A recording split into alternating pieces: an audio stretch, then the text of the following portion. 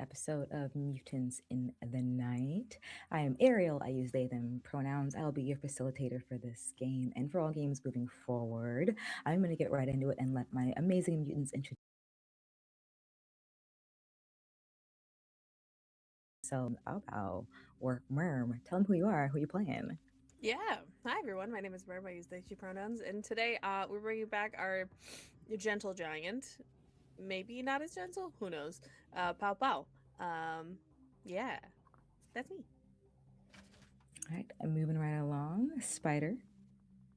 Hello, everyone. I am Spider. I use he, him pronouns, and I will be playing our master illusionist, Aaron, who also uses he, him pronouns. Wrapping up, continuing along. Fawn. Hi, everybody. I'm Fawn. I go by he, him pronouns. I'm playing he who kicks ass, smoke grass, which is Calcifer, cringe teenager extraordinaire, and it'll be incredibly fun to continue playing him this session. All right, and then wrapping up, Milo. Hello, I am Milo Vahey, looking a little bit different today because England is in a miserable heat wave and I look like a miserable mess. I will be playing Oliver today, pronouns he, him, and yeah, can't wait to get out this mess we're in.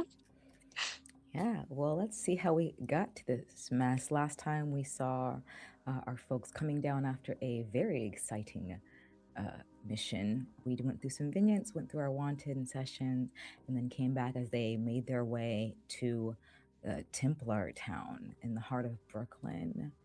They found themselves at a place where they maybe weren't the most welcome at this flashback cafe that they'd been instructed as part of the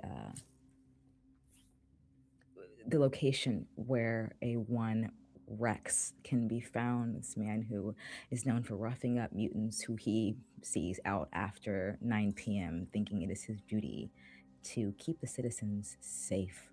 We managed to have Fawn and Merm create a wonderful distraction with Bao Bao kind of getting into a fight where Dante came in, ooh, not the right bar for a mutant, huh? And then had a shouting experience in the street, allowing Oliver to slip in quietly. This is after Aaron walked right through the front door and managed to chit chat with Nancy, who had been bitten by their new guest downstairs.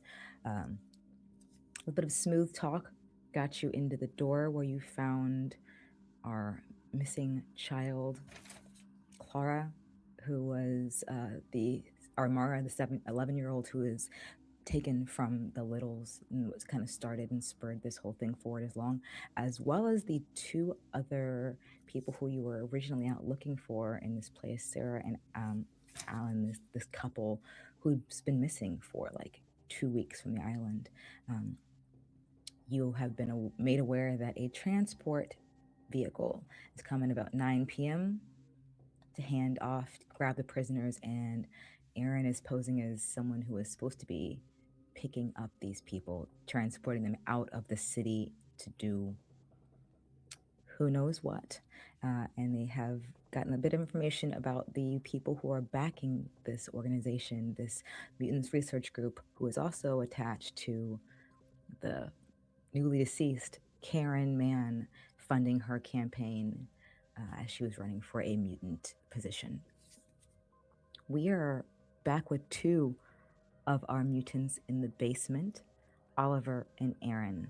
Two of our mutants are outside in the back alley, Bao Bao and Calcifer, and Rex is on his way back down, presumably after he smokes his cigarette. What would you all like to do?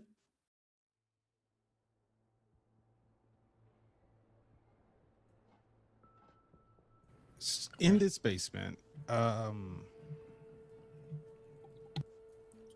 how large are we talking? Because I know that space is limited as far as under the bar.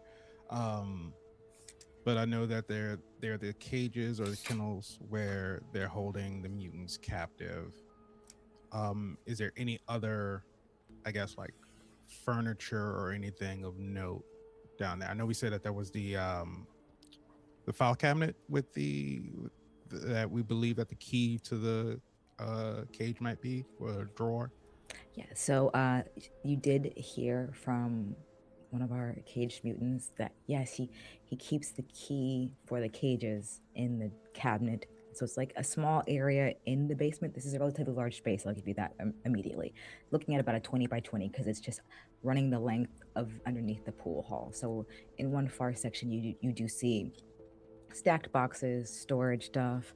There's another area where it looks like some kegs and the actual equipment for the bar are held. Old chairs, which are no longer in use. There's also a desk where you're seeing that filing cabinet kind of in a corner. It looks to be an actual makeshift office as this bar does need to operate. And then the area you are in, which has got these 4 people in cages. So it's kind of like 4 sections.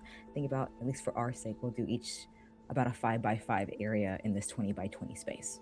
We're evilly just math that up for me. Okay.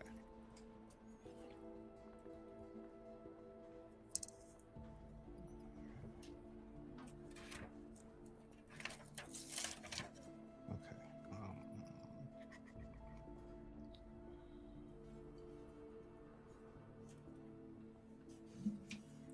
You have Cody and you saw Nancy, the bartender, upstairs. Rex is coming back down shortly.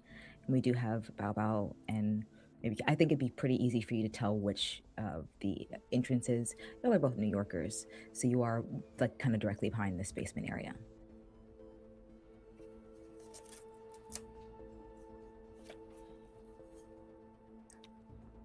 All right, Oliver, I need you to check the back door and see if it's open. There's going to be a transport truck coming here about 9 o'clock. If we can get these mutants out of there, we can get in the truck. They're turning it over to me. They think I'm here to take them on out. They're trying to go to Hoboken. So we take them and we can bring them back home. But first thing we got to do is make sure that you're not seen. So check that back door, see if it's open. And if it is, we might need you to slip out and find Pao Pao and find Dante and let them know what's going on. I can do that. We gotta go for the key, or just gonna leave it in there? Right. We need to get the key. We need to get the key out of the drawer. Is there anything in... Oh, Rex is coming back down. Rex may have the key on him. Yeah, you're in a cage, and Sarah, who was the woman you were looking for, is like, he has it on his neck. He's got all these rings and a key on it that he keeps kind of on him all the time.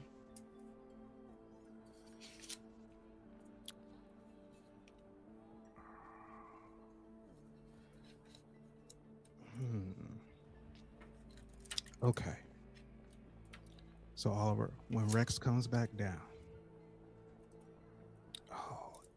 is there anywhere for Oliver to hide? I guess maybe behind the kegs if there's some space. Oh yeah, maybe to be fully like behind something there is not, but there's a number of spaces where like behind a keg in a corner that's got a little a fenced off area. So unless you came in looking for someone, it'd be relatively easy to just pop in a corner someplace. Yeah, like I said, there are also I don't know if you've ever been like in a storage unit or a bar, but there's just like boxes and boxes of stacked beer cases and shelves that have like liquor on them and things. So there is an area that's got tons of shelving units.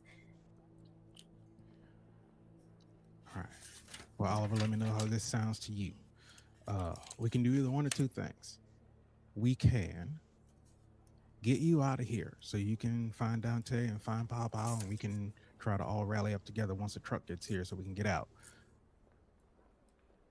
Either you stay here with me or you get out, but either way, I'm going to have to take Rex down so we can get that key. Now, we can either get the key before and let them all out so we can get to the truck, or we can let him do the unlocking when the truck gets here. But that problem will turn into bigger problems because we're going to also have the previous driver of the truck. So that means Rex may have a bit of backup. So I'm thinking that I need to take him down before, and then we could just get the hell out. But how are you gonna do that? You gonna bonk him on the head? Yeah, that's what I'm trying to figure out. If there is anything down here that I could use to take him down. I don't want to be mean to you, mate, but your powers aren't exactly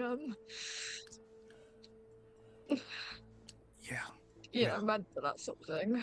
This is why Pao and I stick together. We kind of balance each other out. But you're a fighter. If you can sneak up behind him and you can take him down, then we can hit him with the 1-2. If he's focused on me and you come up behind him and you knock him out, maybe that'll work.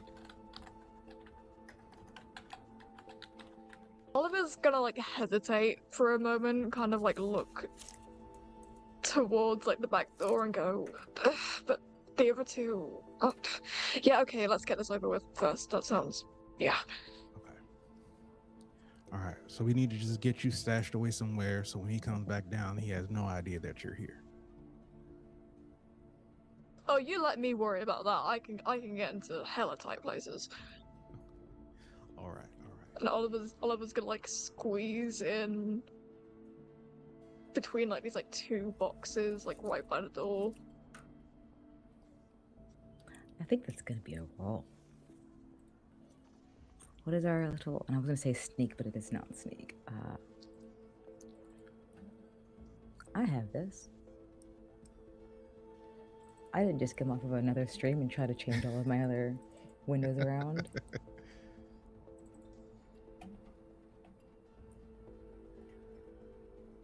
This is sort of a sneaky one. I think that I've been having you roll a finesse, like dexterous manipulation, subtle misdirection, or prowl to move skillfully and quietly. I will let you do either.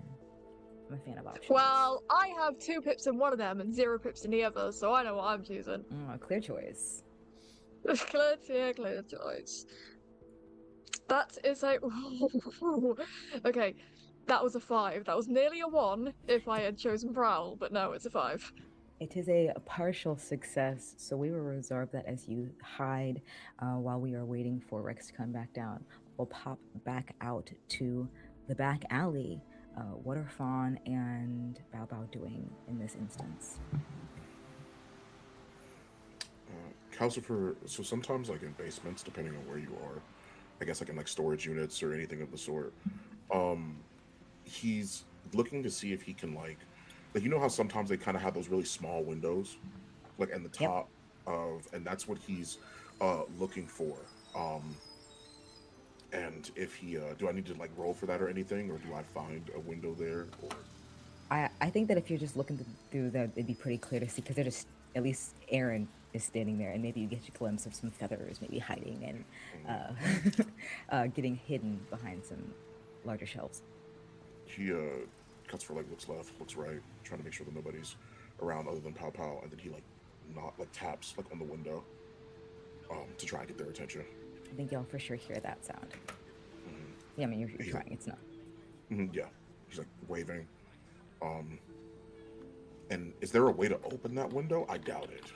There is. It'd be from the inside, just a small little like latch thingy, and it does open up. You're maybe a little too large to fit through those windows. Those are very small windows. Oh yeah, no, definitely. He was just gonna try and speak. That was it. Oh yeah. That's why he's like knocking on the window. If you can get someone to open it, you can definitely have a conversation through it. No problem. Mm-hmm. Okay. He's like waving, trying to get their attention. Aaron specifically, because he sees that, you know, the other one's hiding. So, knocking, trying to. He's like pointing down like the latch and everything. It's a very amazing pantomiming situation here. I lost my keys motion. Mm-hmm. Yeah, it is that to unlock the door. Mm-hmm. Is it an area where I'd be able to reach it and kind of? Yeah, both the window and the door are next to each other. So if you wanted to open it and speak to him, or if he's like pointing at the door, it is just because it's if you're inside, the locking mechanism is on the outside. You could fully open the basement door, either or. I don't know how much attention you want to draw. Definitely not that much. Yeah, so I would unlock the window and kind of like push it open, not fully, but just a little bit enough to where I can hear him. Hey, are you guys good down there? Hey, you guys. Just about. They have the prisoners here. They're Okay. planning on moving them at 9. There's a truck coming, so if you guys are back in the alley, you might want to find somewhere to hide so they don't see you. But we're planning on taking the dude out, getting the key so we can let them out, get them all in the truck because they think that I'm going to be the one to bring them where they're going. And then we can just head back home. So Okay. if you hear any kind of commotion, I'll see if I can unlock the back door, make sure it's unlocked. You might have to come on running in, but hopefully if everything goes well, we can just get them all in the truck and we can go. Do you need like another distraction or anything, or should we just sit and wait? You want me to leave this to you? Just sit and wait for now. We should be coming out in about 10-15 minutes. The truck should be getting here, so then we should be all good. But just listen for the truck, and then when you hear the honk, it's gonna be 2 honks. We can just get you loaded in and we can ride on. Okay.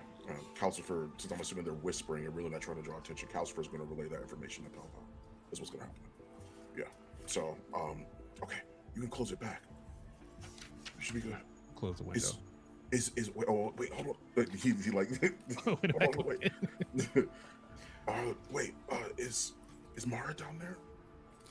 Yeah, she's here. Okay. And a bunch of some other mutants that we have been hearing about that gone missing too. Okay. We'll get them out. All right, awesome. Okay. And then he's gonna let this time he's actually gonna let it close, and he's gonna stand up and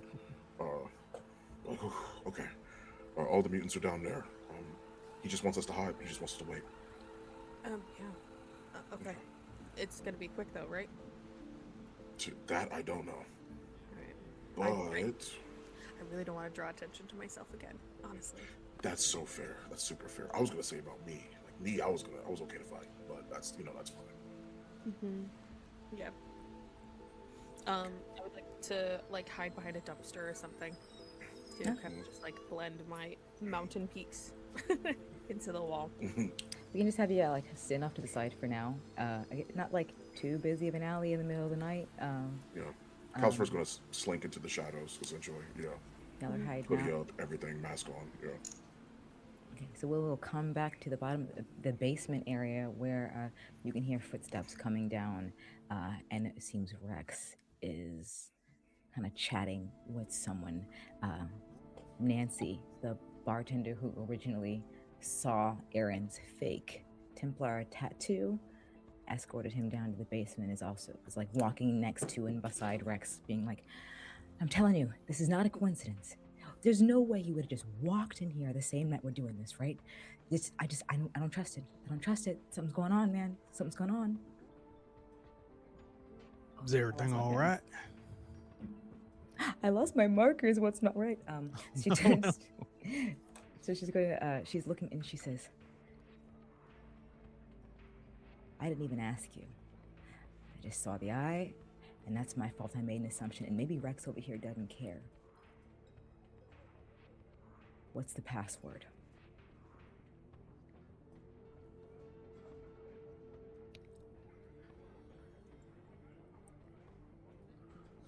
The password.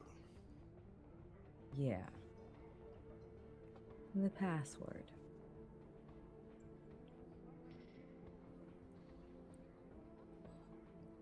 I don't want my above table thinking to be as long as the character's taking. Maybe I'll take this as a momentary little bullet time because I want to see what would happen in Aaron's head while I get my marker.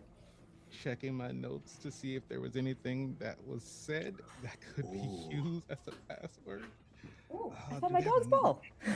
Oh, nice. Wonderful. I don't want to talk or put ideas into your head above table. I know it's gonna kind of suck if I try and help here, but is there a way with your illusions that you can say something, but you can make it a part of your illusion to where she hears the password even though you don't say it? No, I don't think it works that way. Okay. I would love it. I would love for it to. Yeah. Okay. But no, I would have to have some kind of knowledge of. Yeah, that's fine. What it was. Okay. So here's what I'll say to you. And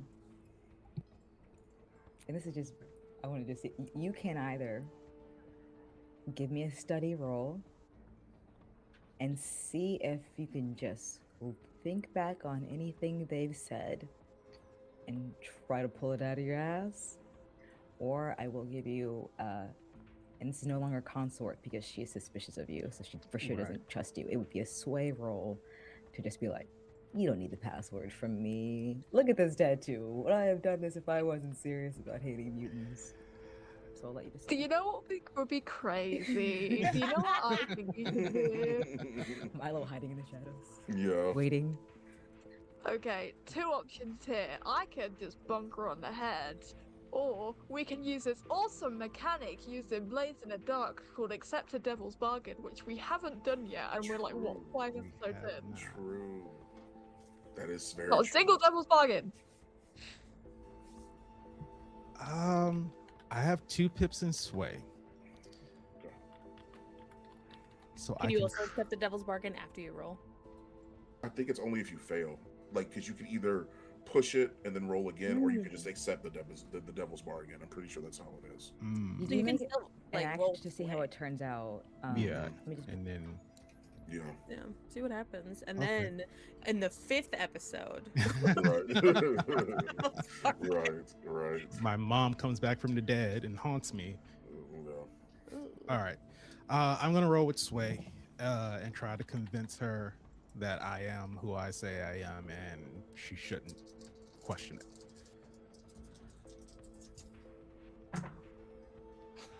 2 6s and a 5. Are you fucking kidding me? That's a crit, baby. Too I lame! was so ready for this to go Boo! sideways. No Devil's I Bargain, was boo as lame. well. I was I like, was well, too. we are fucked. In my brain, I'm like, Bargain for the Calcifer next throw a. episode. Yeah. I was like, is Okay. Calcifer gonna have to fight? Like, he's gonna throw a fireball through the fucking window? Like, what does he need? As Nancy is like, I don't trust you. What's the password?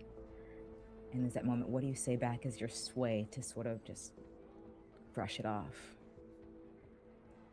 What's your comment? How do you get her to leave you alone, or what is your intention in saying this?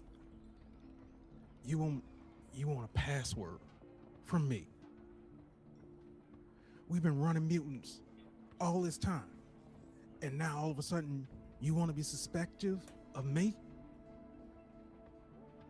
You saw when I came in here, you knew what I was here to do, but now you want to come down and question me? Rex, do you believe this? Do you hear this right now?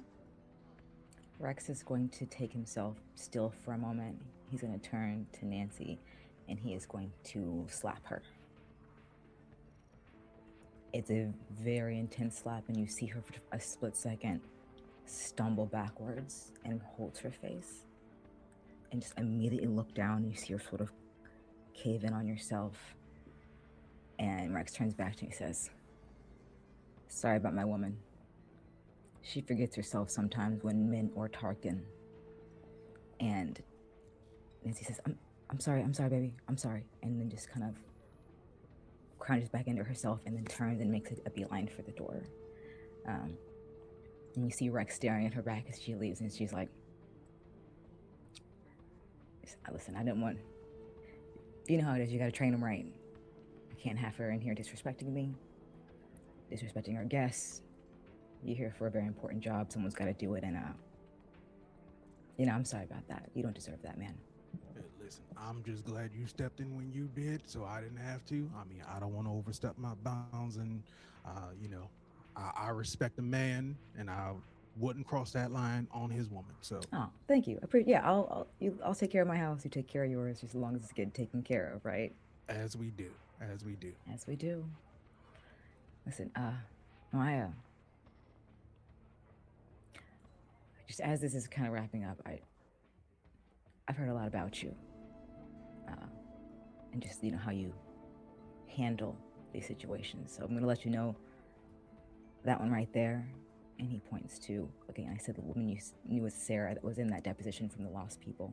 She's a little rowdy, aren't you? And he goes over and she kicks his cage again. And for a moment, you do kind of see her for the first time, and her face is a little bruised. It looks like she's been taking the brunt of some of the weight of this actions, similar to what Nancy just took.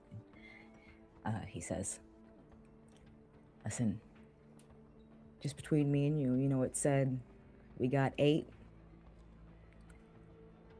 If this one didn't make it, I'd be sure to let him know that she was being difficult the whole time. No skin off your nose. I don't want you taking any heat for it, but and he goes into his back pocket. You see him pull out his wallet, and he's gonna slip you a 20 and be like, just if she doesn't make it, puts his wallet back. I'll let him know that we'd had some trouble with her before you came to pick her up. Know what I'm saying? Because who's counting, right? Who's counting? Hey, just one less on the streets. All we care about, right? The fewer of them that there are, the easier it'll be for us. I like you, man.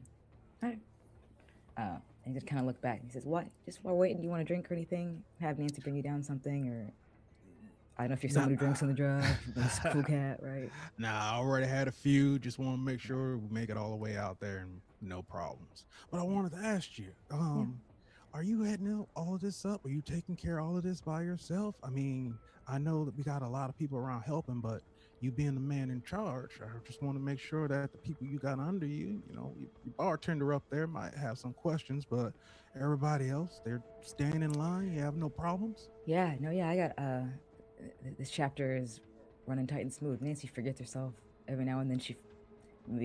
Maybe I've allowed her to get too comfortable because of our relationship, but everyone else they fall in line when they need to. I haven't had any problems with my boys. I know it's not the same with all the chapters, but we got it down here. Listen, Brooklyn strong, you know what I mean? Of course. We want to make sure that there's nobody soft rolling up around here and wanting to feel sorry for them or anything. We want to take care of that real quick.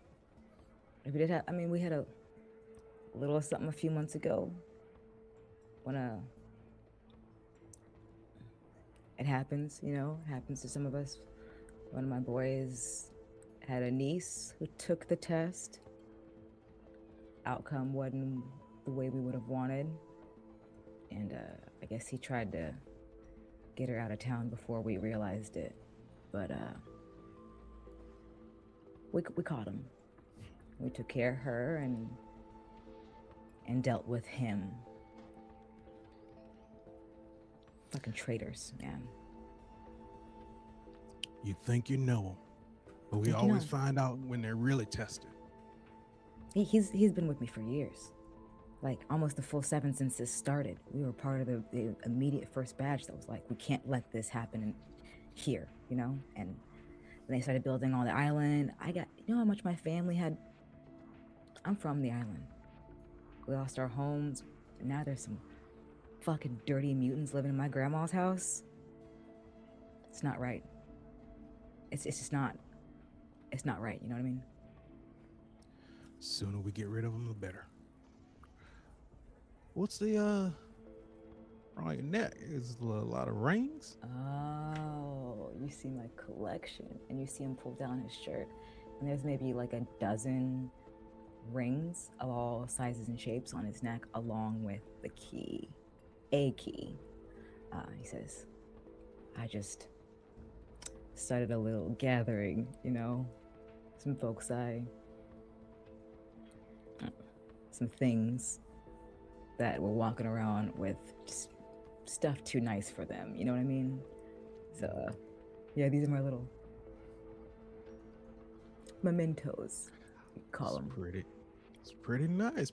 I hadn't thought about, taking and kind of holding on to, kind of marking. You don't keep anything. Our successes. No, man, I like to travel light, since I got to go from place to place. And especially if it's something that's really, memorable, I don't want to make a mistake and leave it somewhere. You keep those memories up here, right? Yeah. Well, no, I keep mine right here. And I'll, pretend I'm looking at my watch. And when did you say that truck was going to get here? We're looking, 4 or 5 minutes now. As a matter of fact, we can get this back door open and bring some boys down so that we make sure that transition runs smooth. We'll run on up, grab some folks, and then we'll get started, okay? Yeah. And as I'm saying this, I'll like kind of stretch and I'll say, yeah, I would have thought that would have been here by now. and hopefully signaling signaling that this is the moment that we need to jump in and kind of take him out. This whole time, Oliver's been like a little cat, just kind of like on his back paws, kind of his little feathers ruffling, getting ready. But yeah, he's gonna jump out and bonk him. He's gonna bonk. Okay. What is the role for bonking? What's the role for bonking?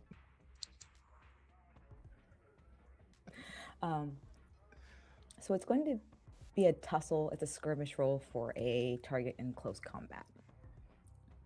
All right. I'm going to. So here's. No, I'll let this one go. We do need to handle, because of the heat and wanted actions taken by our friends last episode. We are in a position where we're in a risky position for a lot of these things. So whatever you are normally rolling for this skirmish, we are going to make from a risky position. At least I will just let you know that before we start, so you can go and continue your action and go ahead and roll. Okay. What does a 3 get me? A 3 is a fail. Is there any way that I can help? If you want to take stress, yes, then you are able to assist. Okay. How much stress do I take to help? You're taking 2 for this, right? Yeah, I 2. read the system. I help out a lot, so it's 2. Okay, I will take 2 stress to help. Which bumps it from a failure to a partial success. So we'll say that you're able to hop out. He doesn't see you. Conk him with like a bottle of whatever you happen to find. What's the heaviest bottle? Johnny Walker's kind of heavy. It's got those hard corners. Ooh, a Maker's bottle. Hop off the Maker's bottle, yeah. And clunk. Managed to whack him on the head. Your intention was to fully knock him out, correct? Yes. Okay. So the partial success will be that you do see him kind of on the ground, disoriented, but he goes, "Ah!" and yells really loudly when he gets hit. And I'm gonna just roll back here to see some consequences for that. While you decide on your next move. Is that loud enough for us to hear outside too? Did you close the window fairly all the close to way, it. or did you just close it over and like move away from it? I just kind of let it close and moved away from it. I didn't like fully shut it. I will let you do like a survey roll to observe the situation if you'd like. You can. I will let you add a dice for this, kind of get advantage because you're sitting outside like focused on this. Right. Am I real able loose to with the get help rolls for this? for Dante to hear, or for yeah. Sure. If you want to take those stress, you do help a lot. Take that stress. Yeah, I'll take that stress. Let's see what they're doing out front. Balpo, stop! Stop taking all the stress! I only have 1 stress right now. I'm okay. Dante's not okay, so it's good that they took the stress. To be honest with you, Yeah. yeah, because Dante did not. He was not. So it moves one level up. So if you went from a failure, it would be a partial success for you. So I will say that maybe you hear the noise, but what's a partial success for trying to hear something? Excuse me. You hear it, but don't immediately recognize it as like. There's a moment where you're like, "Was that?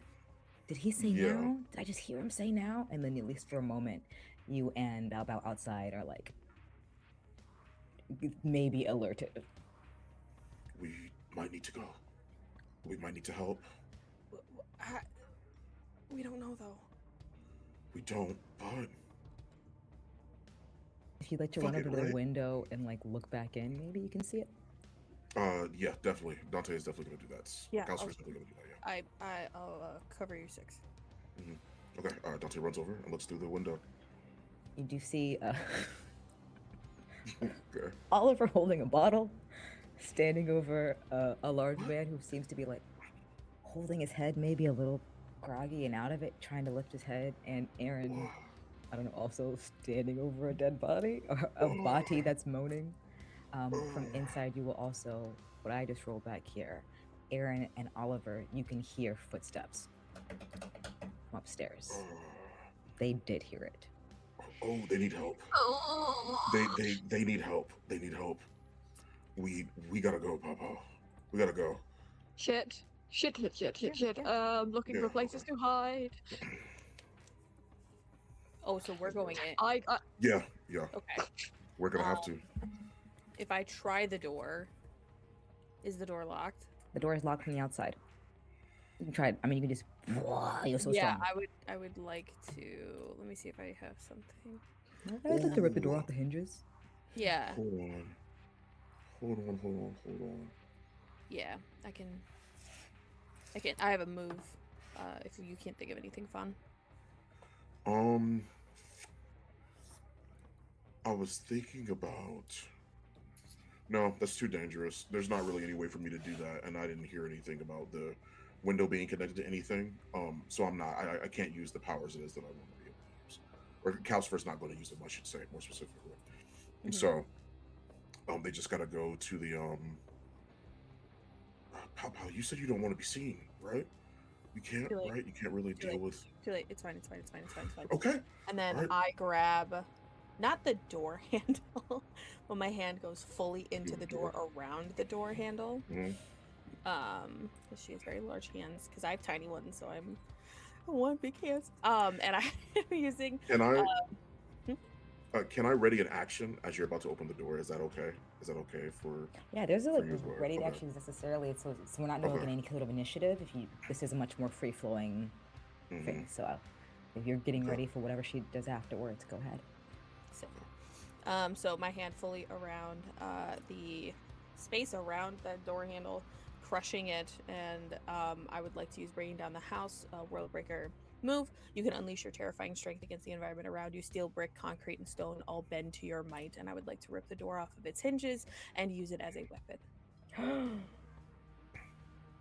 So my thought is I bring it, like, I'm fully ripping it off. I'm going into the door, and I'm going straight to the bottom of the stairs.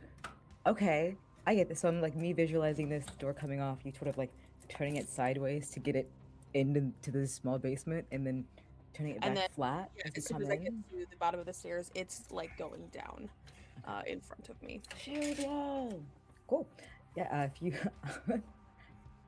the roll, I suppose, or just does I it? do Never. not roll. I just Go need to ahead. use another one of my flare clock.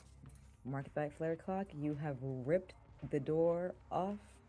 Aaron and Oliver suddenly see a bit more light from outside, and Rex on the floor is still moaning, "What the fuck?" As comes barreling down the doors, and you see at the very forefront Nancy below the door open in front of her with a gaggle of men behind them. And here we are in the scene of Bao Bao at the basement. So maybe 10 feet in front of the mob. We're on opposite ends of the basement. Mob comes down the stairs from the bar upstairs, while coming down from the stairs in the back, and then in the middle on the ground, Aaron, Oliver, and Rex. What do you want to do, folks? Shit's popping off. It is in the worst way. Can I direct Pow Pow to try to block them from getting into the basement? Let's go. So I'll just say, hold them off. And so if you can take the door and just kind of like hopefully keep them down. Yeah. Oliver hit him again. I want to knock Rex out. Sure. If you want, like, Bao try to like just charge up and block the door with the other door. Yeah. We'll let that be a rec move or a command move. Not command. Or it's not dexterous necessarily. It's just forceful, but it's not necessarily a tussle. I'll let it be a tussle or a skirmish or a wreck for you. Okay. Oliver, if you are hitting Rex over the head again, that'll just straight be a skirmish. Wow. And this one, because he's on the ground very dazed, I will let you do that with an advantage. So roll that extra dice. Oh, he's on the ground, isn't, like, you said he's on the ground, right? Yeah, he's on the ground, like holding his head. He just got really walloped. Calcifer strolls up and snatches the necklace that he's got off. He's like, "Oh, this looks pretty." Okay. He just kind of snatches the necklace off of him. Yeah. I do want a little finesse move for this. It'll be a little dexterous. I'm going to roll a kind of a pose for you back here, and I'll roll disadvantage for him because the man's not doing very well. Okay. I rolled a 3. Okay. And you said it's what exactly? It's going to be like a dexterous maneuver, so finesse, please. Finesse, absolutely. I get, I think 3 dice with that. So let me see. I got a 6. A crit! Okay, so here's Mhm. how I'll say this because you didn't necessarily know what you were doing when you went to do this. Right. Maybe you saw like as all this is going down, the chain falls Mhm. out of his neck, the glint going on, and some part of you is like, I gotta get that. Yeah. Go to snatch it, and I'm gonna say because it's a critical success, instead of just snatching it off and having everything go everywhere, you just like pull it off his head as he happens to be like dipping his head forward and finally passes out on the floor. And so you've got like the complete necklace along with all the rings which are on it as well, his trophies. Calcifer turns around. He goes, "Any of these belong to you?" While Bao Bao is, let me see how you handling this door. Give me that rec. There are a number of people pushing against you. So I'm going to roll back here with a bunch of dice. Okay. I'm actually going to add one more. I think Nancy's also like. Can I add one because I'm using a full door? And Yeah. it's not just okay. I'm not a regular DM. I'm a fun GM. I mean, it is technically a weapon, and you do. I feel like you add. A door is not technically a weapon. I'm using the door as a weapon because I'm Bao Bao, and that's what I do. Is I Bao Bao with that Technically, a door is a weapon. So. Bao Bao hold that door off the hinges. What do they call it? Makeshift weapon? An improvised weapon. Yeah, right, improvised weapon. Yo, I didn't roll too well back here. I rolled a 1, a 2, and 2 3s. Oh, yeah. Pushing against you. I rolled a 4. It's better than all I got. Exactly. That will be a partial success. So you're let's say we're pushing on this. You do win, but one of the people who was pushing on the door is like, "Is that bitch from outside? Is that fucking mutant freak?" And they start like calling more people down the stairs. And at this point, we are going to hear from the top of the stairs someone yelling, "What in the fuck is going on here? Who's in charge? Who are those people?" And you can look up and see, oddly enough, oh, actually, I would like a survey roll maybe from Bao Bao, who is paying attention. Aaron might see this. I don't know how much Calcifer and Oliver are focused on that right now. Calcifer's more so at this moment, like with the rings. He's either trying to make sure the people in the mutants in the cages get their rings back, or he's unlocking the cages with the key already. The key you have in your hand, when you go to open the mutant cages, will not fit. Aaron, would you give me a survey roll real quick? Only because I think you're actually sort of like monitoring the situation. I rolled a 2. I got a 3. Oh, yeah, I got a 3. Okay, so there's someone yelling at the top of the stairs. Go ahead. Can I help? Can Calcifer take some stress in order to actually help them? Is that possible? Okay. Do I take 2 stress for helping each of them, right? Are you helping each of them or just one of them? You will take 2 for each one you help, yes. Anytime you take a help action, it's 2 stress. Let me help one of them. Because currently Oliver's just kind of standing over Rex, just making sure it doesn't go anywhere, so... Yeah, it might make more sense for you to help Aaron then, since you guys are both down there. You also were privy to the information right before this that said, oh yeah, the guys should be here like any minute. I'm gonna go get him. And at the top of the stairs, together you all see someone who's got, funny enough, not on the same side and maybe not looking exactly the same, a Templar eye tattoo on his neck. Okay.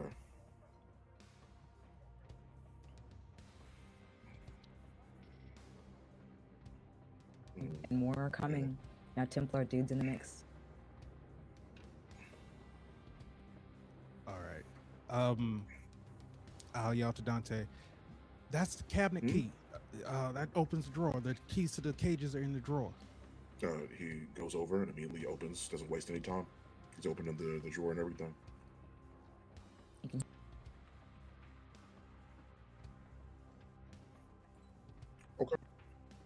Okay. he grabs it, opens it, grabs it. He starts unlocking the cages. Do I have to roll a finesse for how fast I do this, or Calcifer does this, or? Cages. There are people Yeah. coming down the stairs, but I also have one other thing for you. When you open the desk drawer, give me a study roll, please. See if you're in the right mindset while you're like rushing as a young man.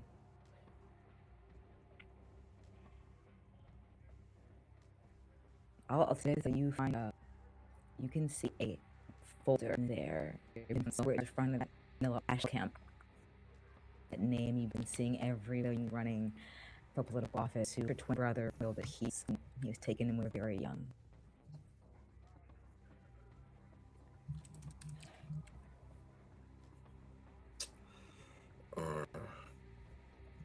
Yeah. All right, snatch the folder up, head on over and start opening cages. Here's how we'll do this. We'll kind of go round by round. If anybody would like to help, and we'll just do 2 at a time just because I don't want to sit here for 8 individual rounds. Okay.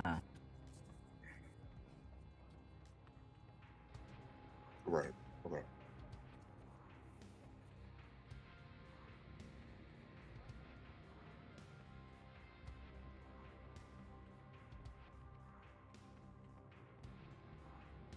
You're going to go, and for each person you let out, we can link the difficulty for holding the door less. Bao Bao is holding it. Anyone who wants to go help her can. But Calcifer, I need you to roll 4 finesse rolls for me, please. To get 4 2 finesse rolls. Okay, cages, so 2 you said cages, 4. 2 cages, 2 cages. Okay. Because I have After you 3 roll dice, right, for finesse. Okay, perfect. So yeah, we'll roll 1, and then I also want Bao Bao, you're going to roll another Wreck, because that's what I rolled last time. that one. Yeah, I was gonna say finesse for some reason, but it is. So you're doing finesse, and then each one will Bao Bao to make sure you can continue holding that door. And again, if you help the adults first, they can help Bao Bao hold the line, or Oliver and Aaron can also help hold the line. And we'll just add 1 dice for every person you get over there. Okay. So how do you want me to read this out? Do you want me to just say if it's a success or a fail or whatever? Yes. Rolling first time, give me a success, partial success, or whatever. First time, it is a 6. That's a success. Okay. You have managed to let one of the adults out, who immediately runs over and starts like pressing on the door with Bao Bao. It is please, you have to help us, please hurry. And they're just like jumping into action. You do see they look a little emaciated, but they're here to help. And with the success, like I said, we're doing 2 people for each cage because I'm not doing 8 individual rolls. So you now have 2 folks helping you out. Okay. Bao Bao, Rec, please add an extra dice. Okay, I'm going to roll again. That is a 5. It's my highest, is a 5. That is a partial success. So we'll say you managed to get 1 of them out during this time, but not both. That one comes over. Bao Bao, what'd you roll on your first rec? 1 6. Okay, that'll work for your success. For your second one, because you are not going to be getting both those new people, I want you to just roll the same number you rolled last time. Okay. So instead of adding a dice. Yep. And let me know what you got. Yep. I got another 6. Is there anything special when there's more than 2 6s? Because I rolled 3 6s. Whoa!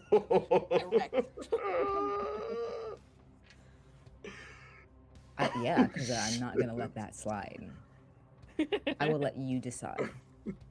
You can either have one of the mutants who is in the crate have a sort of surge of power, that moment of adrenaline, and just like turn around and fucking kick their own door open, which would mean that Dante/Calcifer would have to roll 1 less for that person, or like 2 of those people. Or you can have the man at the top of the stairs fall coming down, which will maybe help later on with you having to push that door and keep it secure as a man like tumbles into his comrades. Sorry, I'm going with the funnier option. I really want that man to fall. Yo, what's happening down here? Oh shit. Yeah, he's pissed. He's, what the fuck down there? Who's supposed to be? Whoa. Shovels down and knocks out like the last two people who were kind of in this pile. He barrels into their knees. They fall onto him. There's a bit of commotion, and we will. I'll just reduce that. I will allow for one failure in the next two rolls to become a partial success or success. We'll just handle it that way. So you still have two more rolls for four more people in crates. You want to give me that one? Did you say you got a 6 on that third now? Yes, I got a 6. I got another 6. Yeah. Two more people are out of the crate. Bao, give me your rec one. Am I still rolling 4 or am I adding 1? There are two more people, so you can add one. Roll 5. Everyone who's coming out to help, it just makes it more and more of a strong effort for the group.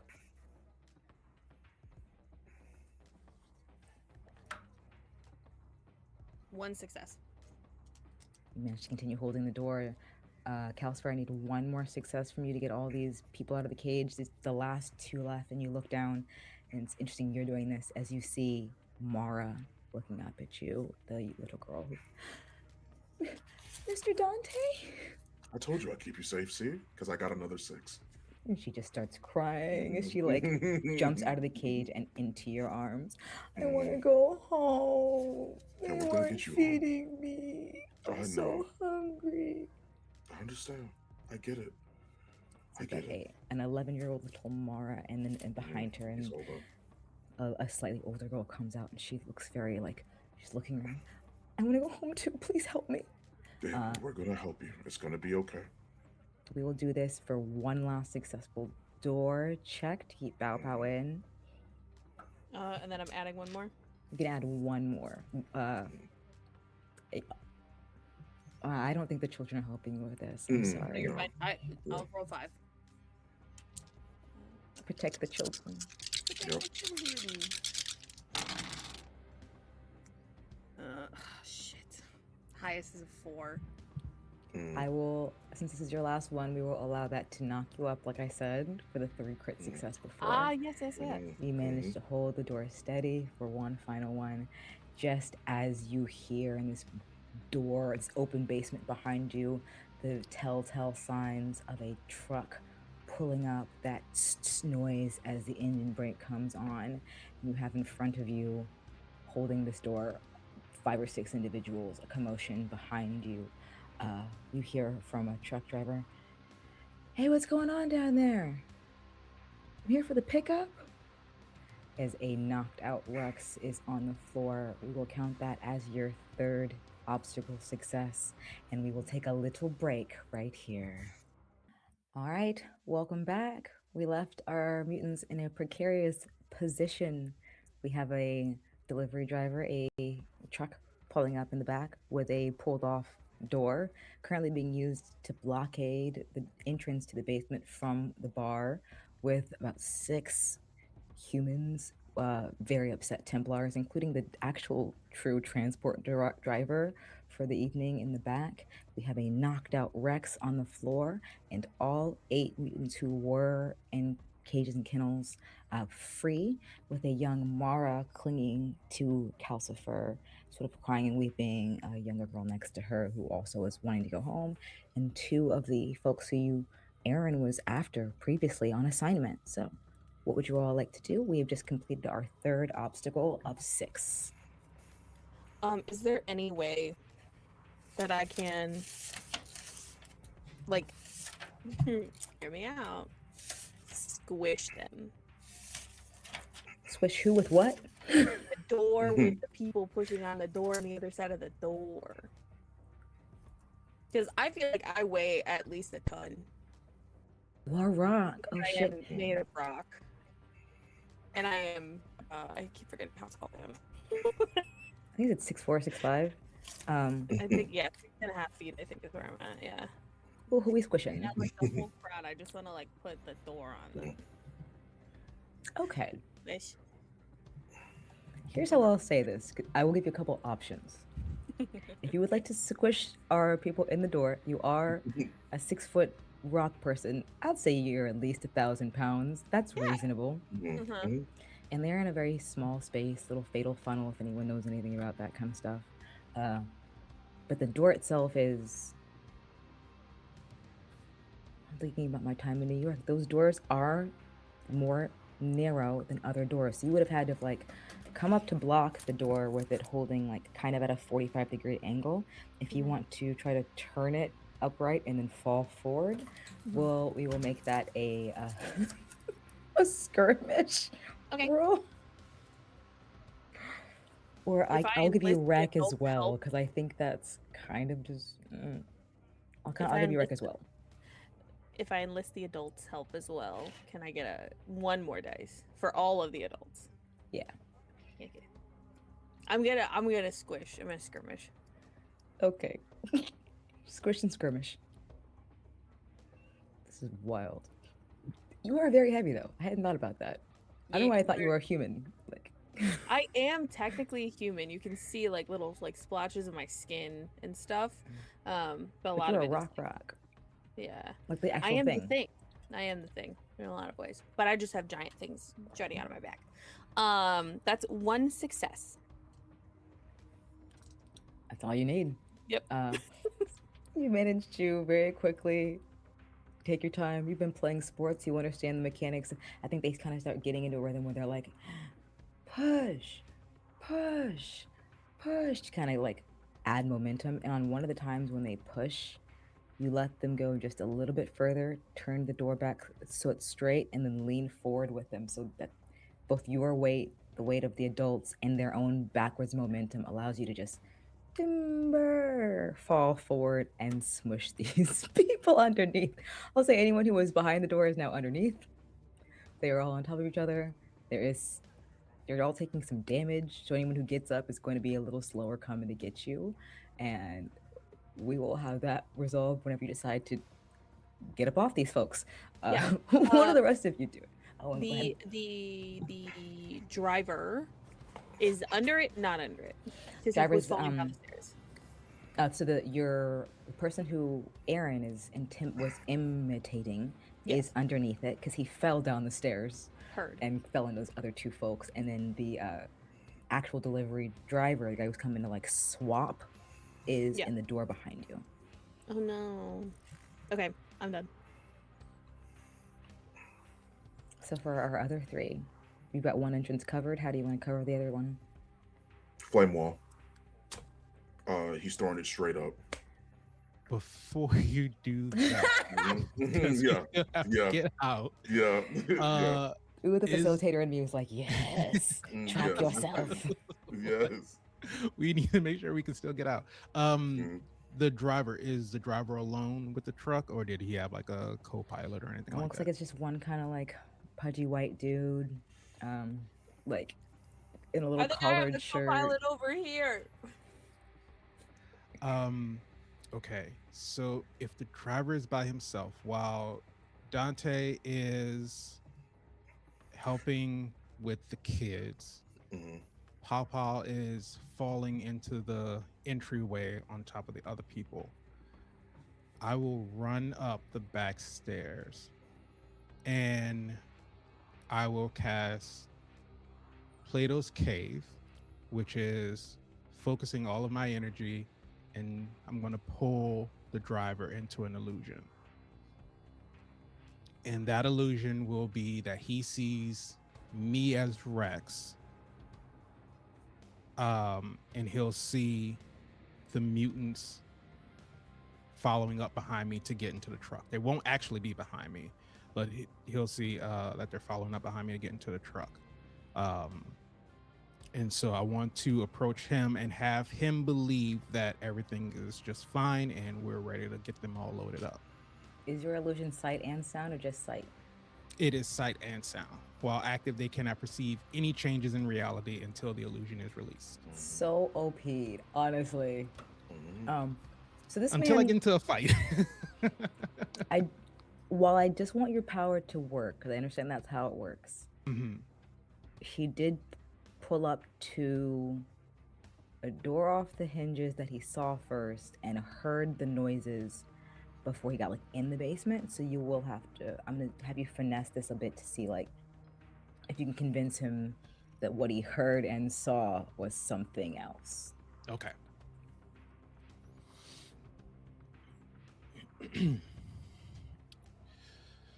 So as Rex, I'll run up to him like, we got to get them out of here right now. What's going on? What did I just hear? What was all that noise? Fucking mutants came up. They're trying to wreck our whole shit. The fucking back door's jammed. You got to go around the front. They need your help. Shit. This is it. We're getting attacked. He's going to reach in his pocket and like whip out a baton. Give me that finesse roll, please. All right. I'll let you do consort also because this is someone who knows you, so he actually thinks you're friends, even though you're not friends. All right. My finesse is better than consort. Or sway. I said finesse. It'd be sway or consort. Okay. Sway is absolutely what I'm going to go with. And that did not work out well. I got 3 2s. Ooh. I will, because that's a failure. Can I push myself, take 2 stress to push that up to a... Will I push that up to a partial success, or do I get to roll another die? It'll just automatically become a partial success. I'll take the 2 stress to push it. Look at you, and he does pull out that baton. He's like, "This is it." Well, for his partial success, we'll see him run around the front of the building or like disappear off the side, and we'll deal with him when he comes back because you have just sent someone now with a weapon, kind of priming everything towards the front of the building. Right. But at least for right now, your way to the van is clear. Okay. So after he runs off, I'll run back down the stairs. Dante, Oliver, we gotta go. We gotta get all these people out of there now. All right. Are you two?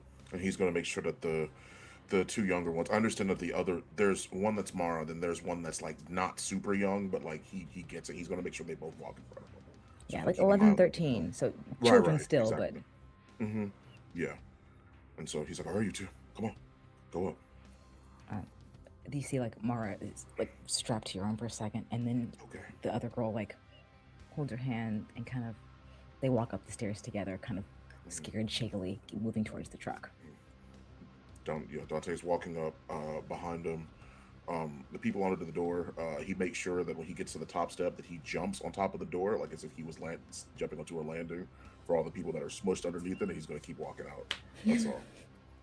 We're going out the back. Oh, the other they're all in the front. I'm getting stuff mixed up.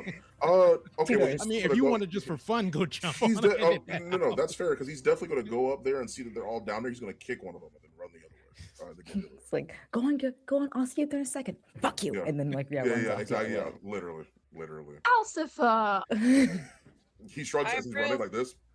I approve. He's just shrugging, just running. That's just unnecessary. Absolutely necessary. You are going to see one of the adults who was with you as well do the same thing, and kicks the person and then makes a beeline for the door. Before he leaves, he's going to grab that manila folder that he saw with Ashley's name on it. Grab the folder. Yes, because he left it while he was doing the cages, so now he's got it. That's in your possession. All right, pop up. We got to go. The adults are following suit and hauling ass out the back door now that they've seen the initial break. Okay, so I am the last one in the room. The last one laying on these folks. Under me. All right, then I'm gonna like, basically, I'm gonna try to do like a push-up to also like push them down and then also get myself up and out. Here's where I will have that little partial success come in as well. By this time, all the adults are out, and Papa, you were the last one. That delivery driver who ran around the front is now at the top of the stairs, sees you laying on these individuals, and comes down with his baton and is going to try to bring it down on your head. Wait, the driver? Yeah, so he fell. Not the actual one that Aaron is pretending to be. Okay. The driver who he's convinced we're being attacked comes around the front. And you see them at the top of the stairs. And as you're getting off, he's going to come up and try to take a swing at you with this baton as your last one. Yep, absolutely. He's just a regular dude. He's not too strong. My skirmish. 3 and a 4. I take the lower one. I take a 3. He misses. So he does go to swing. But he's He's just a regular dude, and you will see him sort of miss, but next to you, he slams the thing down. He says, I know who you are. I've seen you on posters. What are you doing here? You want my autograph? And then I And on all the folks who are underneath you are going to try to get this thing off of us, help, as he helps them and starts gathering people up. You all out the door, getting in the truck. Yeah, I want to get everybody in and try to figure out, are we going to Violet's, or are we trying to get back to the island? I will say getting all of your mutants and everyone in the bus, van loaded up, whatever else, transport. I imagine it's one of those like sprinter vans, like a delivery truck. So the side thing is open and you all just hop in. That will be your third obstacle halfway through. And let me know who's driving. Wasn't it the fourth one? We came into this. Eye on the tattoo. Net gets you into the building down the stairs. You convinced Rex to leave you alone. Oh yeah, getting the key and then giving everyone out of their crates is third. And then fourth is getting everyone into the van. Yeah. So how many, so I'm once again trying to make sure that I understand this in my like mental headspace. How many exits are there for them now that they're scrambling, they're fine, they're trying to get up? How many places can they run to get out? They can get up, run, because you were in a basement that had 2 exits, one leading to the street and one leading into the bar. Ideally, they would all stand up, run across the basement, up the stairs, and out towards you. More non sequiturs route would be for them to go back through the bar and then around the building, which would take a lot longer. So what Calcifer is going to do, once everybody's outside, he is going to, like, as we're leaving through the back door, you can let me know if this is too much. He is going to melt the doorknob on the back entrance so they can't get out. The door's gone. Pop, Oh, the door. oh, that's right. That's the back one. The front. So the front one still had. See, this is why I was getting confused. That's why I was trying to make sure. So okay. So that's gone. Right. Okay. Yeah, and they were like fell into the entranceway through the doorway, so we'd have to. Got you. Okay. Now I completely understand. The doors are open. Okay. Or gone. Okay. Yeah. Okay. So that's fine. Calcifer's going to get to the front of the building, and if I have to roll for this, I can. Calcifer is going to throw up a flame wall, or try to, around the entire spot, is what he's going to try and do. However many flare clocks is necessary, however much it's going to take, he's going to throw up that flame wall, or he's going to want to try to do it. Unless anybody else has a better idea, that's okay, but that's fine. I don't want to like make it seem like Calcifer's like trying to like take anybody's shine or anything of the sort, but like if that's what he's going to want to do that, to try and keep them to find a way to get out. However much that takes, I'm willing to pay that. I don't for Calcifer, whatever that is. I, as a GM, have something to say. I will let Aaron say something first, and maybe Oliver. Okay. I think I see some stuff, but I'll let you know after that's been said. Yeah. Just wondering, because we already Pow's easily identifiable, so we have that working against us. So we're looking at heat after the fact. Are you talking about? Because I'm imagining the front door on the street, the back door sort of in an alleyway. Now, are you talking about encasing like that whole like L in a flame wall, or? Yeah, pretty much. Like he's trying to essentially, he's never done it before, right? But he's trying to essentially outline the building in a flame wall. Is what he's trying to do. He doesn't want them to be able to leave anything of the sort. And the reason why I'm saying that is because I've mentioned it before. I was incorrect about the amount of stress he has. He has 7 out of 9 stress, actually. It's like 2 away from him being completely stressed out. So he the reason why he's doing the flame wall is because if any flames get inside, it's a bar, there's alcohol. He's okay with letting the place blow up if it needs to. Dante's fine with that. Does anyone else have anything to say? Otherwise, I have my. It's fine. It's yeah. No, anybody else has anything to say? I wanted to lay it out there. That's So okay. you have teammates. So I was only going to offer a mild suggestion, just to hopefully keep some eyes off of the place until it becomes a problem. If you did a flame wall in the basement, blocking the back door. So even while they're getting up, it still would take them some time to go back up the stairs through the bar to come back around. Hopefully we'll be gone by the time they do that. But then if there's, alcohol reserves in the basement, that'll go up. That gives them another problem to have to deal with. So Okay. I think it would take longer if you're putting up a flame wall around the bar for it to get inside the bar, rather than it being in the basement and then catching everything on fire in the basement. Mhm. But just another idea. Oliver, you I look like you feel have. like I'm missing something. Mhm. Why the fuck do we need a giant flame wall? So they can't Because come out to get us. so they can't get. So what he's trying to do is he's trying to cover both entrances. So even if they're like shit, the back door, this is shit, like we can't get out the basement, we got to go around or try and see if they can go up through the bar. There's going to be another flame wall there. That's why I'm saying that he wants to try and use one to try and enclose the entire space so that they have to stay there until we leave. Right. Whatever happens to them, if something goes awry, anything goes awry, he doesn't care. But he's trying to make sure that everybody can get out at time. Is the thing. That's why. So here's me as a facilitator asking if Yes. what I'm hearing and what I'm interpreting this as matches what I think your vision is. Okay. I think the bar itself is very large. To Yes. fully encase a bar in flame, especially at your age, and I'm not sure that's possible. But Okay. I do also see what you're getting at. You're just in front of a door leading into a basement, and like Aaron said, and I mentioned earlier, there's a lot of alcohol.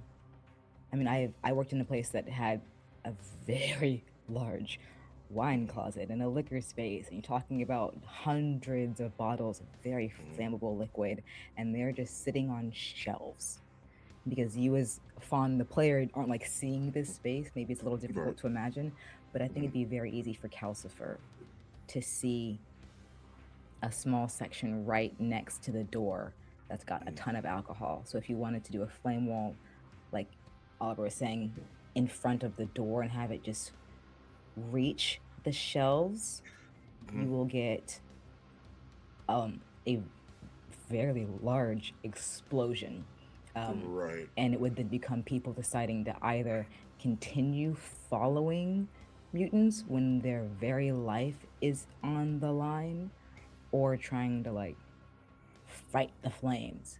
But I don't know, just human instinct to me would be like, if you lit this bar on fire, it becomes save the bar, save the Templar zone, the space, make sure we are all safe, and then report back that the mutants have escaped. That's me Yeah. as what I would see as a facilitator. Okay. Well, then, with that being the case, when Aaron was mentioning it, I did like that idea, and that's fine, right? I think that's okay for him to essentially put that flame wall inside of where they are.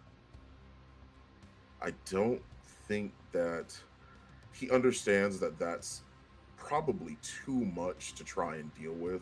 An explosion that large with everyone still so close, he's not going to put everybody's lives in danger, but he is going to try and at least bar their way to escape for a bit. It's going to be a relatively small wall.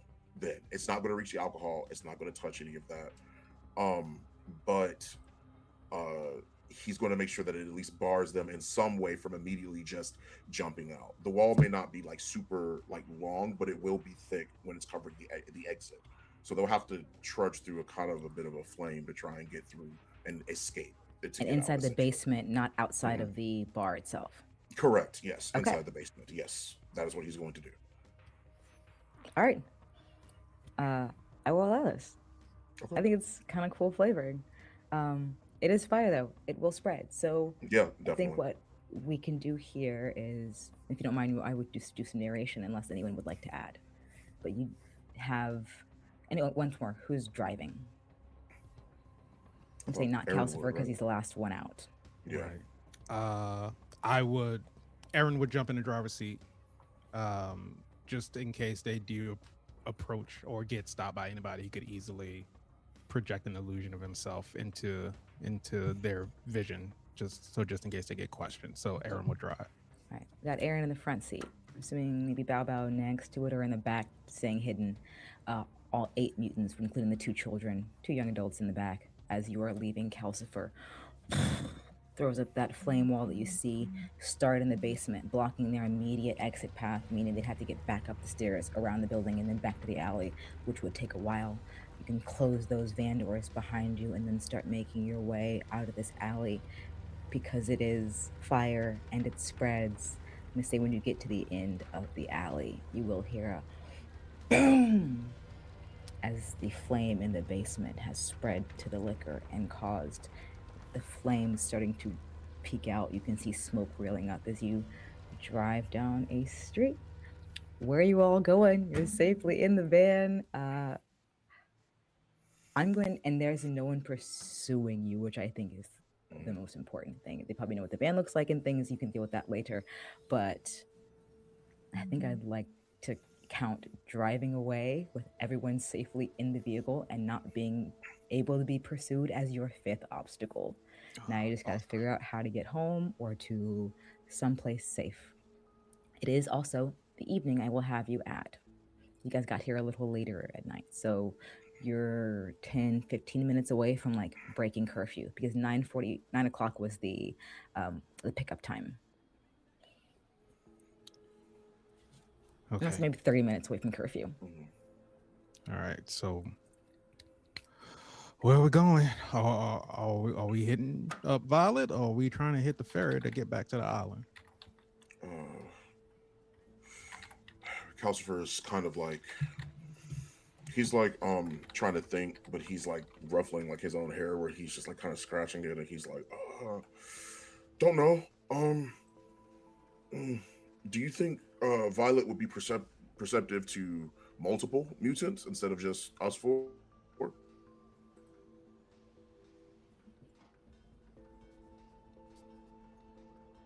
That's a loaded question. I think Okay, it's yes or no. Otherwise, Mhm. like, you 3 can go into Violet's apartment, and then I will stay with all of them in this van, and we can park this in an alley Okay. behind Violet's place and wait it out for the night. And then I will stay here to protect them. Okay. You're not gonna sleep or anything? I'll try. Probably not, but I'll try. No, wait, hold on, Papa. I'll wait in the. Her official photo that she's been using for political campaign. It's her in the suit with her arms crossed in front of a building and like the American flag and the New York state flag behind her, like I'm here for change, kind of. And then you see another one, and this photo looks like it was taken from across the street, maybe a second, third story window, black and white, grainy, private eye style of her like going into her home.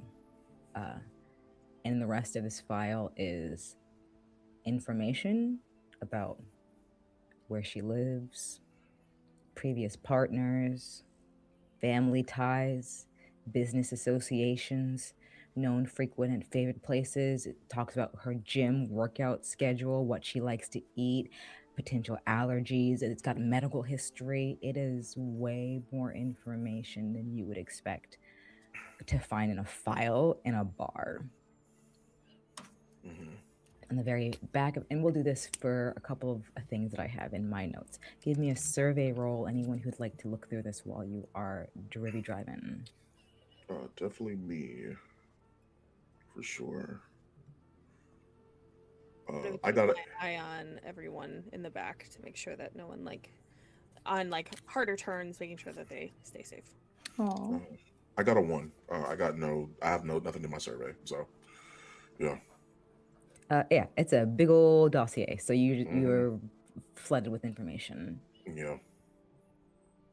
I'm gonna help Dante by just like snatching it out of his hands, flicking to like the irrelevant information, handing it back. Like you're too focused on the photos. Okay. So should I roll again then? No, it just the help automatically is 2 stress for Oliver and becomes the next level of success for you. So you went from a failure to a partial success.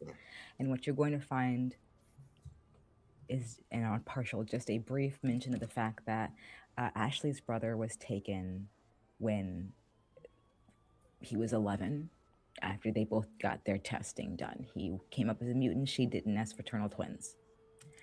Got taken to Staten Island, and it's information about him being found out to be an EMP, just like you all. That is an empowered mutant.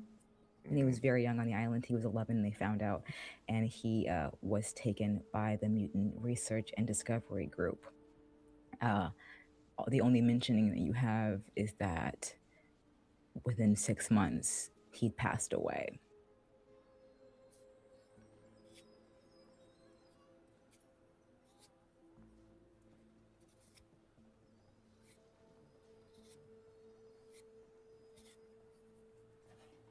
Oh, and it's a name, Arthur Del Campo.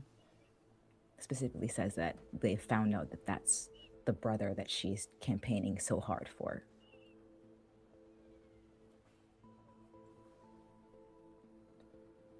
Anything else you're doing in this van, folks?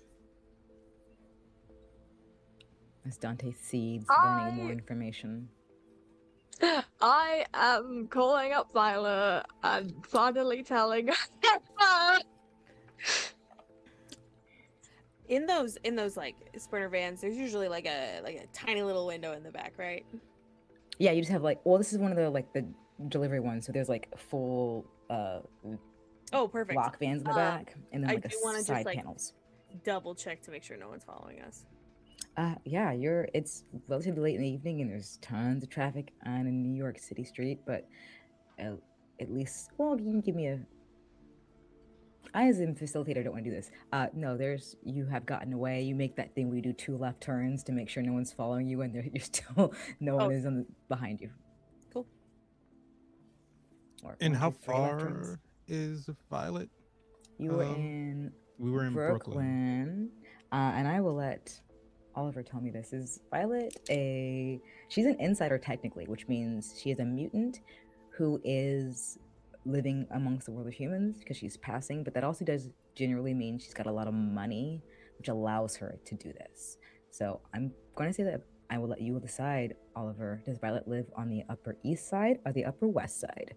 She's a trust fund baby. I don't know what either of those things mean. I'm going to choose East because E is one of my favorite letters. Oh, that's nice for you because that means it's closer to where you are going. Yay! Okay! You're coming from the east side, you're in Brooklyn, you're going across that bridge again, the Queensboro Bridge, and heading north to the Upper East Side. Let's say she lives on 76th Street. She's a classy bitch. Okay. Yeah, again, whatever the fuck that means. Yeah. And your other phone when she answers you.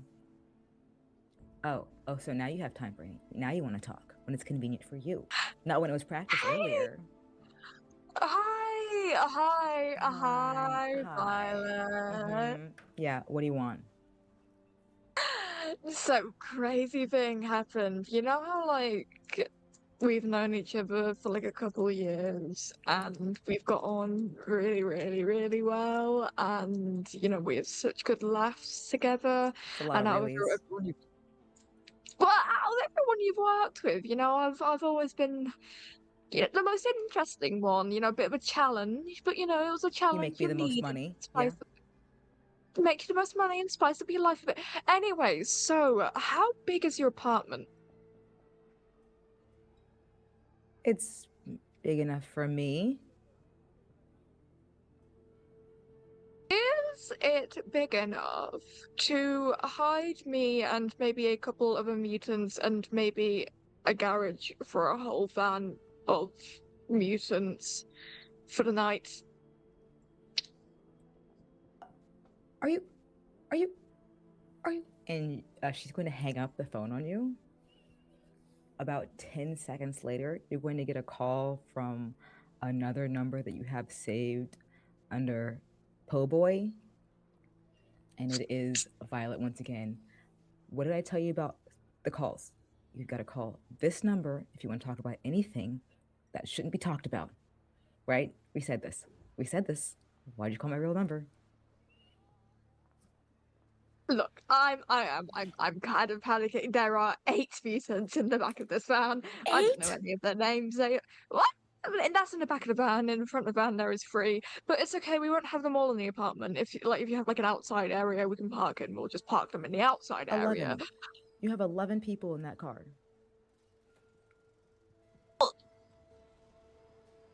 Most of them are of adult age. You have minors in the car. Okay, whoa.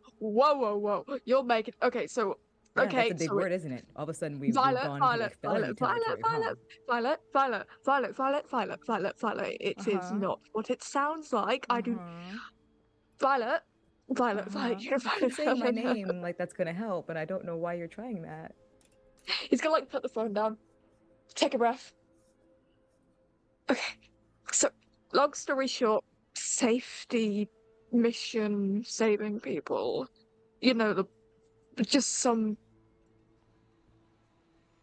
what are they called eye people bullshit. Oh, the Templars. You're running Yeah, from just the some Templar. Templars?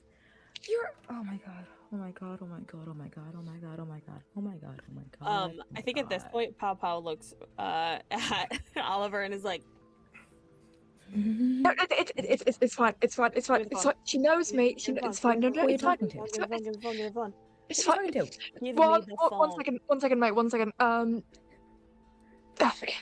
Give it to you. Dante leans over to Mara. He's like, "Can you believe it's like this every day?" Hi. I was like, you're so brave. Hi, Yeah. is it, Violet? This is Po Boy, as you can clearly see by the caller ID. No, I didn't, because the screen was dark when I got the phone handed to me. Why do Poor I boy, hi.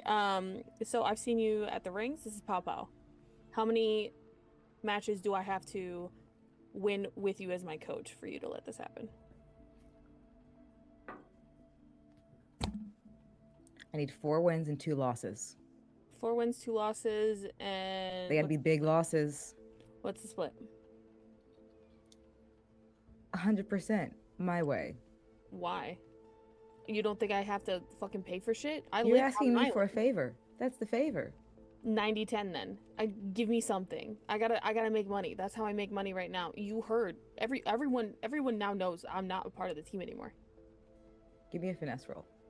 God damn it. I'll have finesse. Or not finesse. I'm keeping this because it's sway, influence, I'll have guile, or sway, charm. command.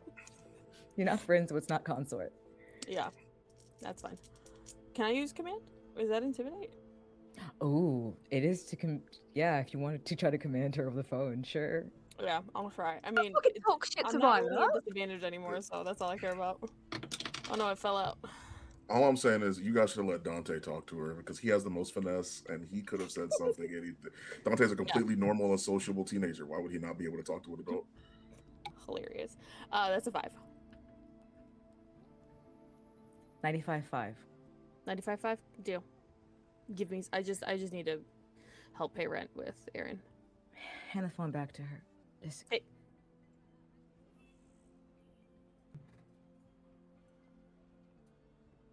Hey. 1422 78th East Side. You are going to park in the back, love whatever you, you're Violet. driving. Whatever you're driving, park in the back. Quietly. Fuck, I love you too. Thumbs up. Okay, that's good. That's good. Let's he says whatever that address is to everyone. I don't remember it, but Oliver did. Oliver for sure All right. remembers. And Awesome. we will make our way there. I'm going to count the acceptance of these mutants into Violet's home as your 6th and final success. You can all breathe a little easier as you make your way to the Upper East Side. Things don't go too smoothly, but they do. Anyone ever seen a Red Lord of the Rings where they're trying to get all, or not Lord of, actual Hobbit, where they're like individually trying to bring all of the dwarves in, and that dude hates them? Similar to that. So you've got what is not, and she's also pissed because I asked 11, and it's actually 12 people. It's 8 mutants, 3 in the front, 1 including yourself, Oliver, which brings it to 12 people. And she is a little snippy, a little mean, except to the young girls who she's just like throwing a blanket on. She brings them inside and gets them some hot cocoa, and then separates folks, gets them into rooms, and then brings you all into her living room and just crosses her arms. Anybody want to explain to me why I'm committing a felony? Hi, it's so nice to meet you, ma'am. You can call me Calcifer. Ma'am? How old do you think I am? I'm sorry. You just I'm 24. I was trying to be respectful. I thought you were. You have such a What? you have such an energy of responsibility about you, and a very mature mindset. And so I just thought that I wanted to show respect in whatever way I can. Hi, I'm Calcifer. Violet. Nice to meet you, Calcifer. Okay, got you. And this other one standing in my living room? She's staring at Aaron. Hello, Violet. My name is Aaron. We are all part of a small group of operatives that work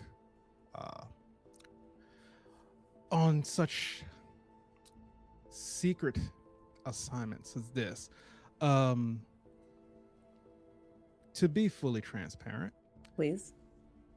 first of all, thank you for allowing us to be in your home. We have information that there were mutants that were going missing. Our investigation led us to a bar in Brooklyn, where we found it was run by some Templars. There was some younger folk who we wanted to make sure that they got home safely. Thanks to Oliver, we were able to enlist your aid we just need to hide them out for the night so we can get them back home in the morning. We didn't want to run into any problems trying to get back to the island after curfew.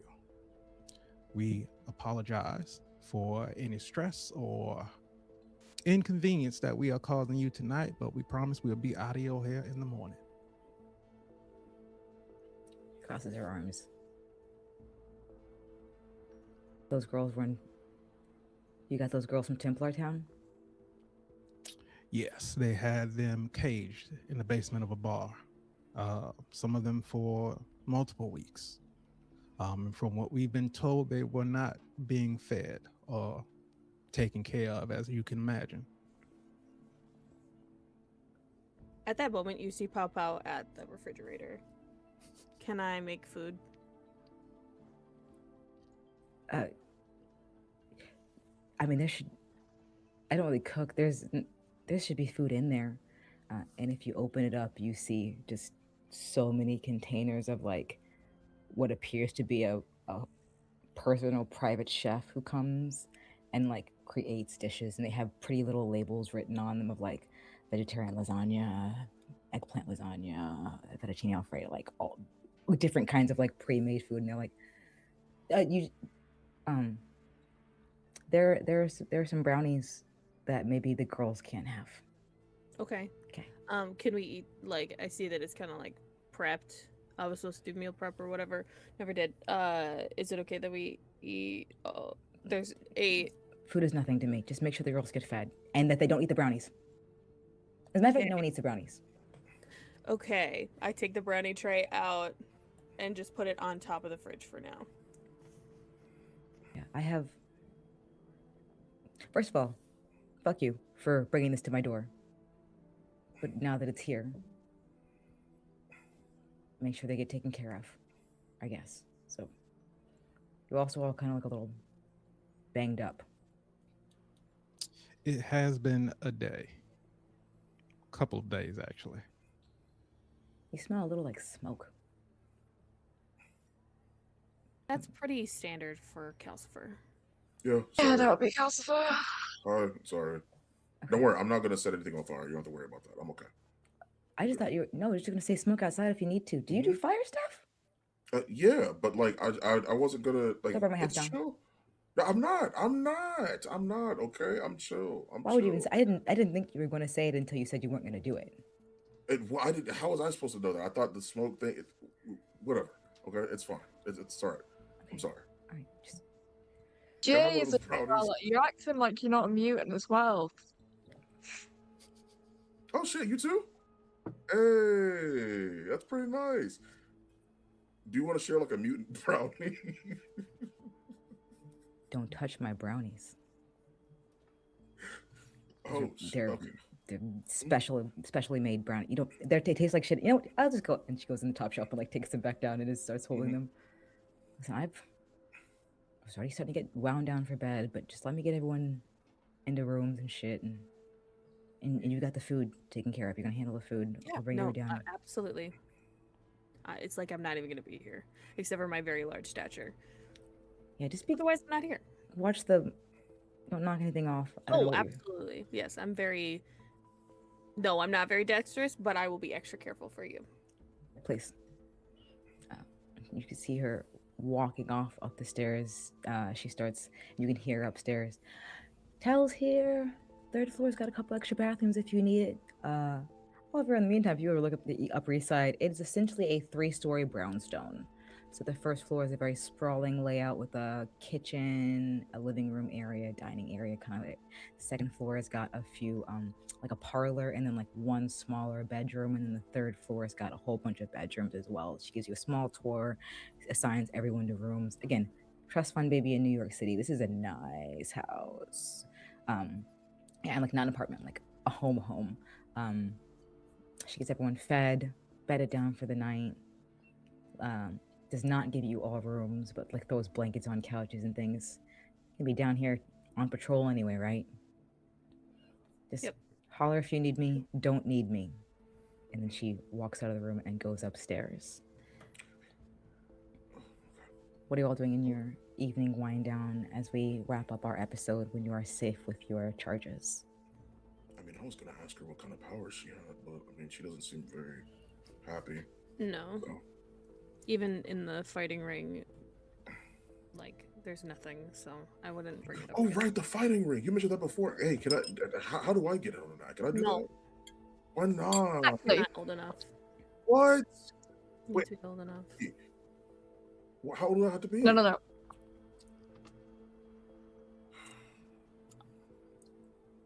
I can do the fake ID thing. No. You bring in a fake ID, then they're gonna bring real cops. No. Okay. All right. Fine. You have to be at least 21. Fuck, Okay. man. Yeah, 2 years. Yeah. Damn it. And you need to be better about holding your own with your fire, because if you burn the place down, you're banned for life. I'm not gonna burn the place down. That's like, look, I have a mantra. Don't burn the community center down. Don't burn the community center down. Okay. I have a mantra. Still Me almost and bring the Emma- community center down? Yes. Yeah, but you yeah, did, but Calcifer. okay. No, Okay, you I need get to it. Hone in this fiery energy you got going on for the next 2 years, and then I'm bringing you to your first night. Yeah. Okay. Okay? Okay. Thank That's you. fine. That'll be okay. Okay. Fine. I don't get that fun. May I introduce you to the pits? No. I mean, why can't you both do it? I mean, I don't see reason why not. I'm not gonna burn down. Look, okay, I'm not gonna burn down the place. Me and Emma came up with that mantra when we were kids, so I'll be okay. All right, I'll be fine. I'm not burning anybody's Calcifer, place. the biggest problem isn't how big and tough you are. You are big and tough. The hell, there's 16-year-olds in the pit sometimes. Like, there's.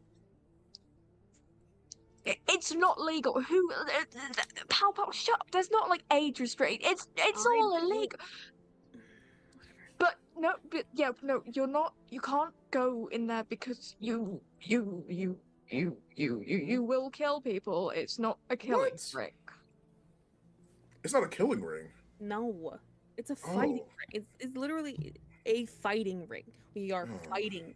No one has died in the ring for probably 8 or 9 months now because But I some thought it was illegal. random came in and had some fun one night. Okay. But I don't have to, I can, I got these, you know what I'm saying? See, I'm talking about like it's fine, right? I got the hands. Let's just table this. We'll talk Okay. about it later. We'll All start right. training. We'll start honing so you don't kill anybody. Fuck yeah. Wait, I'm not gonna. Okay, whatever. Fine. Yeah. You're 19, Calcifer. You have time. I've been in this. I've been doing, and I've been having fun in this ring for like That's true. 9 years. That's true. Like it's okay. That's true. Okay. You're right. That is where we'll end our episode. This cozy little, once again, the little brother, big sister. I love it. While you were discussing a future in the fighting ring and safely in a space where, at least for the evening, you can rest knowing your job is done, the people are safe, and while you're not home on the island, you are not out on the streets. So we'll do some outros, say goodbye to everyone, and we will all see you next week. I am Ariel. I use they, them pronouns. You can find me on the internet at sirenmademodules or right here on the Find Out Productions channel while I'm running this Mutants in the Night game. And then I have my fingers in a bunch of other stuff. But follow me on social to keep up with everything I never post. I'm going to popcorn over to, keep wanting to read names, Merm. Hi everyone, my name is Murmur, use they she pronouns, and today I've been playing Pao Pao, who uses she her pronouns, our big old strong older sister. We love it.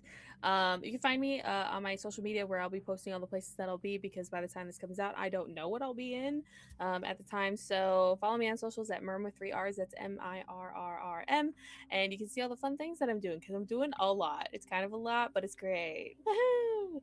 And I'm gonna popcorn it over to Milo. Hello, I have been Milo playing Oliver, pronouns they, he, Oliver's pronouns he, him. I also have no idea what I'm doing by the time this comes out, but I don't have anything planned. So if you're like any sort of like producer or maker of things, hey, hey. So yeah, go follow me everywhere. I'm in Delicious with 2 S's. I'm passing it over to Spider. Hello, everyone. I am Spider once again. I use he, him pronouns. I have been playing Aaron, who also uses he, him pronouns. You can find me on Twitch, Instagram, Blue Sky at TJ Spider.